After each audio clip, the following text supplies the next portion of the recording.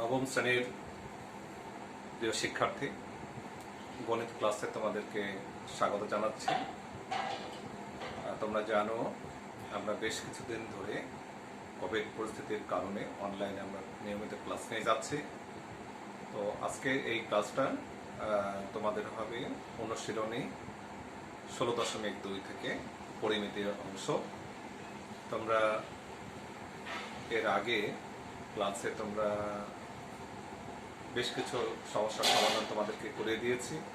তো আজকে আমি তোমাদের পাঠ্য বইয়ের কত নাম্বার দেখি 10 নাম্বার অঙ্কটা তোমাদেরকে এখন করাবো।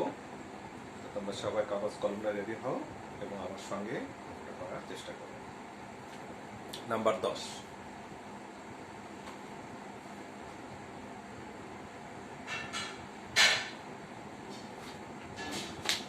সমস্যাটা কি আছে? সমস্যাটা আমরা একবার একটু দেখে নেই। একটি রম্বসের পরিসীমা 180 সেন্টিমিটার এবং ক্ষুদ্রতম কর্ণটি 54 সেন্টিমিটার। এর অপর কর্ণ এবং ক্ষেত্রফল নির্ণয় করো। প্রশ্নটা একবার উঠিয়ে নেই দেখি। একটি রম্বসের পরিসীমা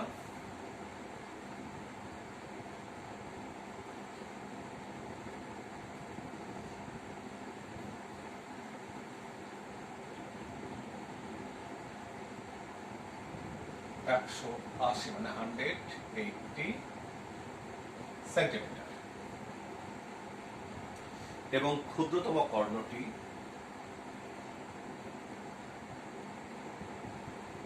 54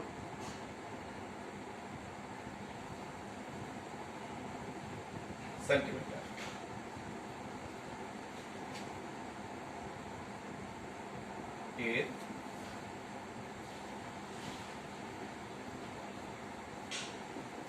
এর অপর কর্ণ এবং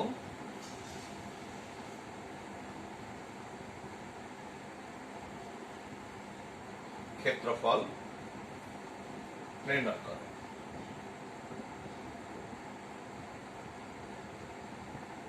এই ছিল আমাদের সমস্যা। কি ছিল?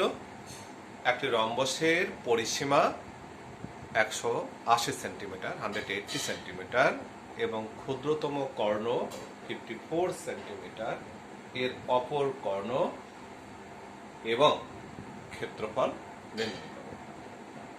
তো ঠিক আছে, আমরা এটা যেহেতু একটা বিমূর্ত জিনিস, আমরা একটু চিত্র এঁকে নিব। চিত্র আঁকলে আমাদের বুঝতে সুবিধা হবে।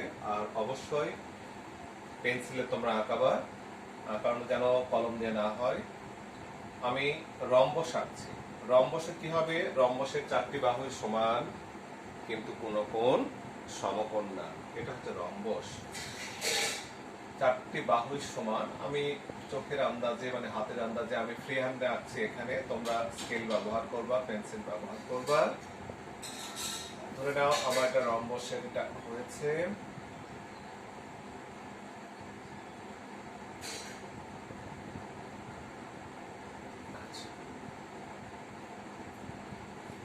এইরকম একটা রম্বস। আমরা একটা নাম রেখে দেই, এ বি সি ডি। একটি রম্বসের পরিসীমা 180 সেন্টিমিটার, অর্থাৎ A B B C C D AD 4টি বাহুর যোগফল করলে কত হয়? 180 সেন্টিমিটার। আচ্ছা, এর ক্ষুদ্রতম কর্ণ দেখো, দুটা কর্ণ হয়, একটা বিডি কর্ণ, আমরা একটা দেখি এখানে বিডি একটা কর্ণ। আমার একটু বাঁকা হয়েছে, তোমরা অবশ্যই পেন্সিল স্কেল ব্যবহার করবা।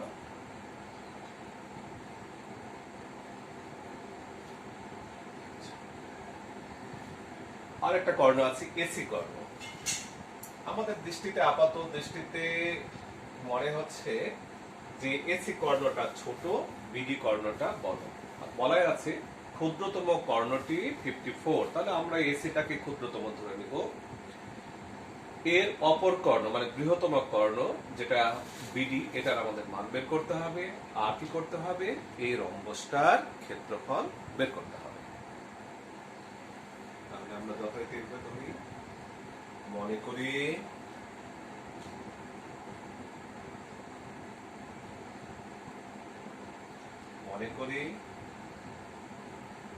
এ বি সি ডি একটি রম্বস। মনে করি এ বি সি ডি একটি রম্বস।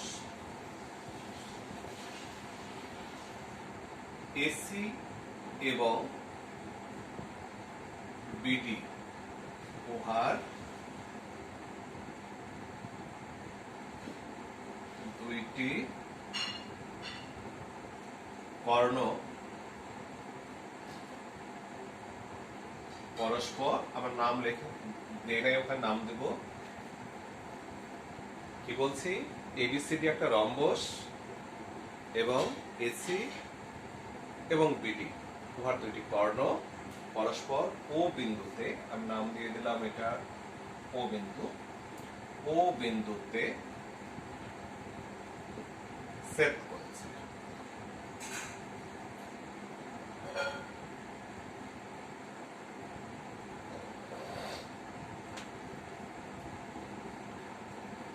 ও বিন্দুতে ছেদ করেছে। আমরা আরো একটু ধরে নিব, ধরি ক্ষুদ্রতম কর্ণ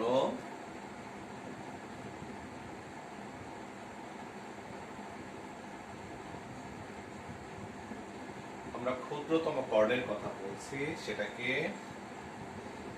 এসি। সেটা সমান কত? আমাদের এখানে দেওয়া আছে 54 সেন্টিমিটার। ক্ষুদ্রতম কর্ণ এসি দেওয়া আছে এবং সেই এসি সমান আমাদের এখানে দেওয়া আছে 54 সেন্টিমিটার। আমরা কি কাজ করব? আমরা বৃহত্তম কর্ণ বিডির মান আমরা বের করব। আর কি করতে হবে? পুরা রম্বসের ক্ষেত্রফল বের করতে হবে। রম্বসের ক্ষেত্রফল বের করার সূত্র আছে যে রম্বসের যদি কর্ণ দেওয়া থাকে তাহলে কি হবে? হাফ গুণন কর্ণদ্বয়ের গুণফল, তাহলে আমরা রম্বসের ক্ষেত্রফল পেয়ে যাই। তো ঠিক আছে, আমরা তার আগে যাই দেখি যে আমাদের বাহুগুলোর দৈর্ঘ্য বের করতে হবে। হ্যাঁ ঠিক আছে, এটা আমরা লিখেছি। এখন আমরা লিখি, দেওয়া আছে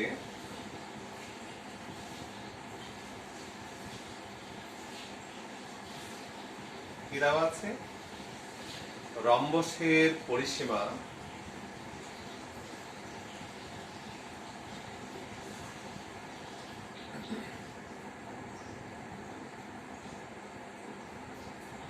দেয়া আছে, রম্বসের পরিসীমা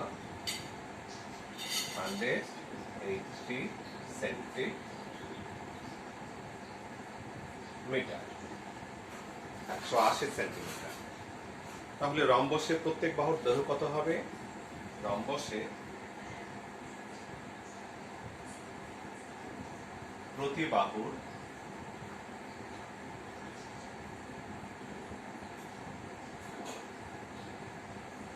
দৈর্ঘ্য 180 ডিভাইডেড বাই 4 বা 45 সেন্টিমিটার। এটা হলো রম্বসের প্রতিটা বাহুর দৈর্ঘ্য। এখন আমাদেরকে যেতে হবে কোথায়? যে লক্ষ্য আমাদের যে একটা কর্ণের আমরা মান বের করবো। এসি কর্ণের মান দেওয়া ছিল 54 আর বিডি কর্ণের আমরা মান বের করব।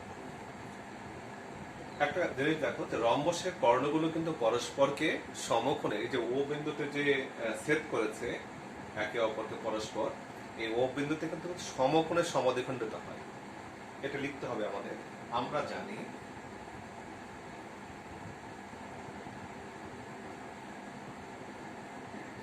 রম্বসের কর্ণদ্বয়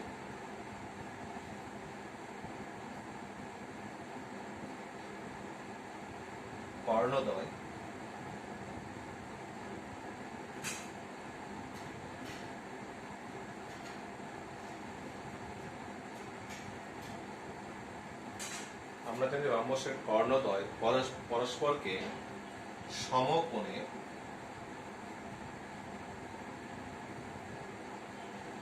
সমদ্বিখণ্ডিত করে।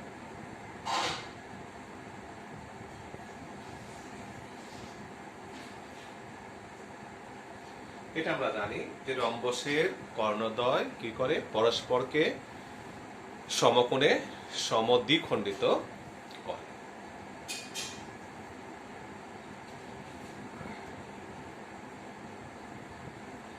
উপরের অংশটা মুছে দিচ্ছি।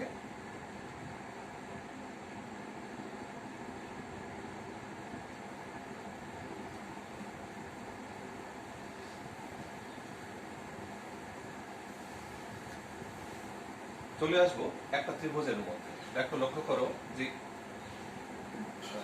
এটা মুছে গিয়েছে। এ ও ডি এটা একটা ত্রিভুজ, কিন্তু এ ও ডি একটি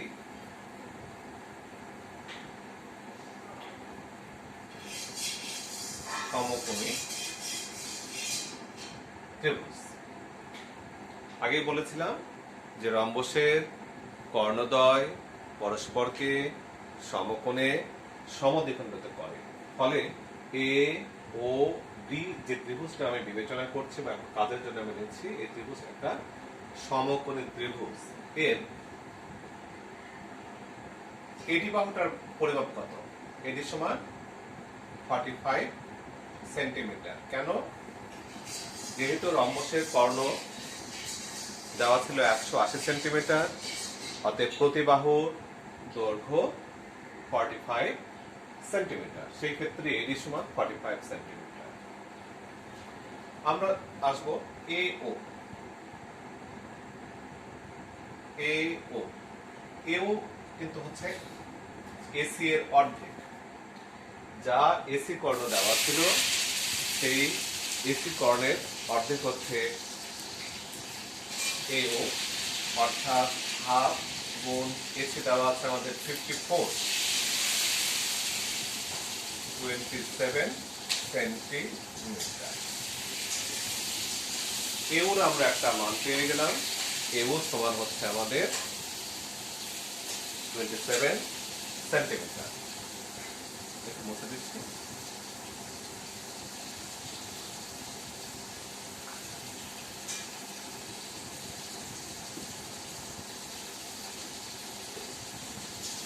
আরেকটা কি আছে?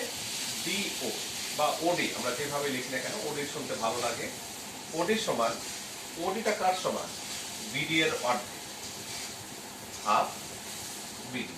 এটা তো মান দেওয়া নাই, আমরা আসলে কিন্তু এই বিডির মানে আমরা বের করতে যাচ্ছি।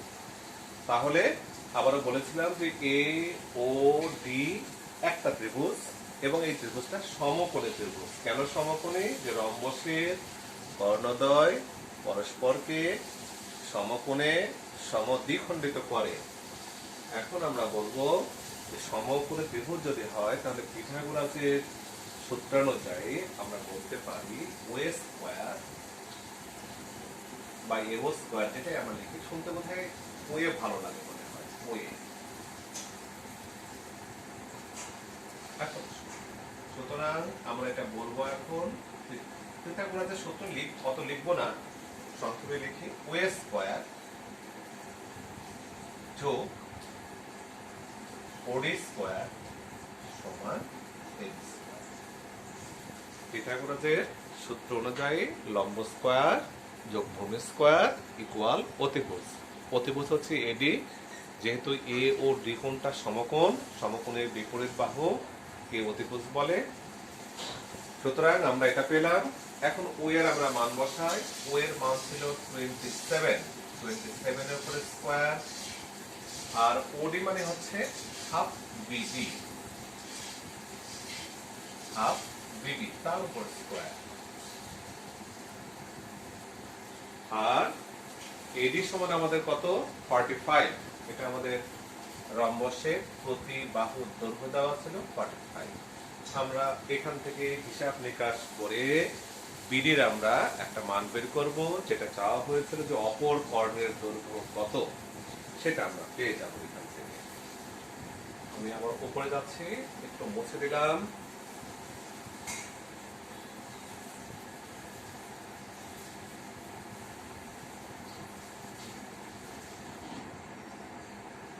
এখানে বা হবে একটা বা 27, তার উপরে স্কয়ার গুণ করলে 27 গুণ করে কত হবে? আমি গুণটা করে নিয়েছি, তোমরা ক্যালকুলেটরে গুণটা করো। 27 গুণ করলে 729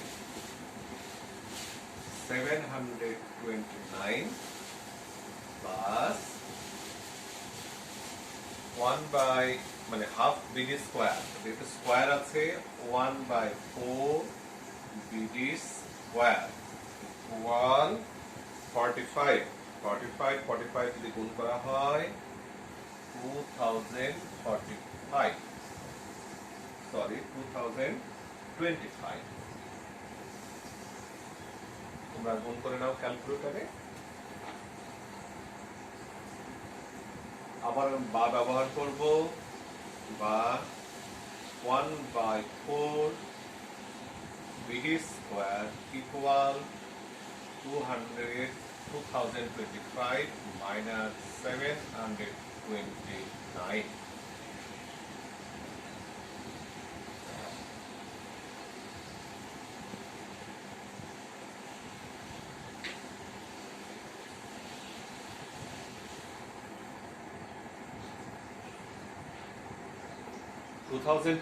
থেকে 729 যদি আমরা মাইনাস করি, সেই ক্ষেত্রে আমরা মান পাবো 1296। আমরা বিয়োগ করলে এই মানটা আমরা পাবো।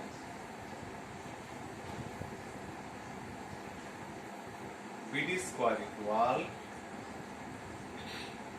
কি হবে? আর গুণ করলে 4টা উপরে যাবে, 1296 গুণ 4।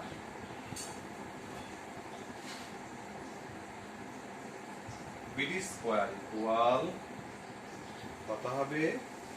এই যে 1296 আর 4 যদি আমরা গুণ করি 5184 হবে। ক্যালকুলেটর তোমরা গুণ করবা 5184।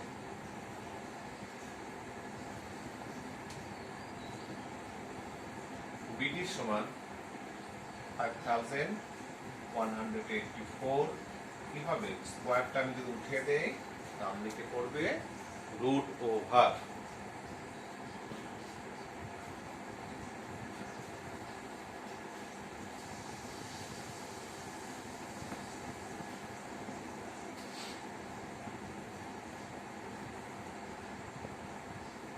বিডি সমান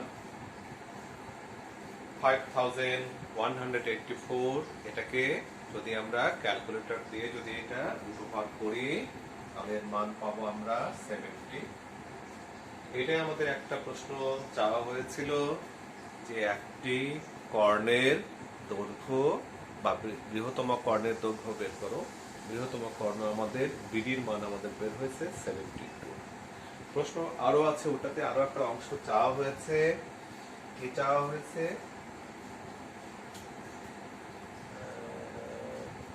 ক্ষেত্রফল নির্ণয় করো। কার ক্ষেত্রফল? ওই রম্বসের ক্ষেত্রফল। আমরা একটু মুছে দিলাম, এই অংশটা মুছে দিব। মুছে দিয়ে আমরা পরের যে পার্ট ক্ষেত্রফল বের করা, সেটা আমরা বের করব।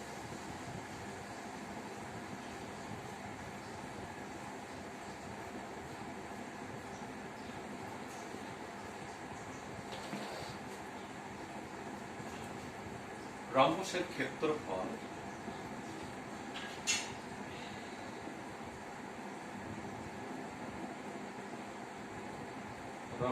ক্ষেত্রফল সূত্র হলো হাফ বিডি গুণ এসি। এত বর্গ সেন্টিমিটার ব্যবহার করে, সেন্টিমিটারের অঙ্ক আমাদের এটা ছিল। হাফের জায়গায় হাফ থাক। বিডির মান আমাদের বের হলো এই মাত্র 72, আর এস এর মান আমরা ধরেছিলাম 54। আগেই এটা দেওয়া ছিল পাঠ্য বইয়ে, এত বর্গ সেন্টিমিটার। যদি আমরা এটা ক্যালকুলেটরে যদি আমরা এটা গুণ করে থাকি, ক্যালকুলেটরে গুণ করলে কত হয়? 1944 বর্গ সেন্টিমিটার। এই আমাদের দুটা চাওয়া হয়েছিল যে রম্বসের অপর কর্ণ কত আর রম্বসের ক্ষেত্রফল কত। আমরা দেখব অপর কর্ণ 72 সেন্টিমিটার এবং ক্ষেত্রফল 1944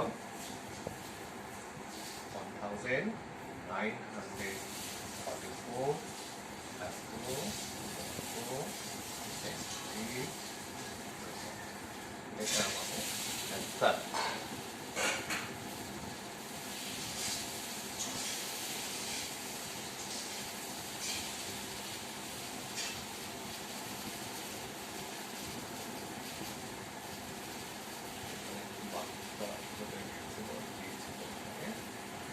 প্রিয় শিক্ষার্থী, একটা সমস্যা আমরা সমাধান করলাম। তোমরা এটার আঙ্গিকে তোমাদের পাঠ্য বইয়ের 9 নাম্বার যেটা আছে একটু তোমরা চেষ্টা করে দেখবা। মনে হয় চেষ্টা করলে হয় তোমরা পারতে পারো। একটু এটার থেকে একটু লম্বা আছে।